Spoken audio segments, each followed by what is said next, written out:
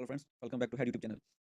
As I am watching that my subscriber base is not increasing, please subscribe my YouTube channel and to motivate me.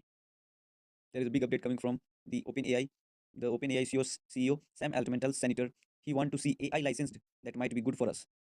It means that now all the AI which are regulating recently or currently or in upcoming days have to take license from the government to operate artificial intelligence. Sam Altman, CEO, testified about AI regulatory before a subcommittee of US Senator Judiciary Committee. OpenAI disclosed Monday that more than 1 billion ChatGPT users engage in conversation about suicide each week. This is very bad news, bad and sad news coming from the OpenAI and the users who are using artificial intelligence. Friends, more than 1 billion users engage in conversation about suicide each week, making the first time the artificial intelligence company has quantified the mental health crisis affecting its massive user base. This will also affect our society, friends.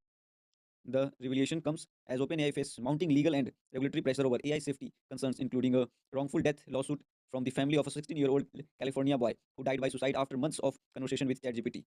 According to data released by OpenAI, approximately 0.15% of ChatGPT 800 million weekly active users have conversation containing explicit indicators of potential suicide planning or intent. This is really very sad for our society, friends, that 800 million weekly users talking with ChatGPT about suicide and other suicide planning intent.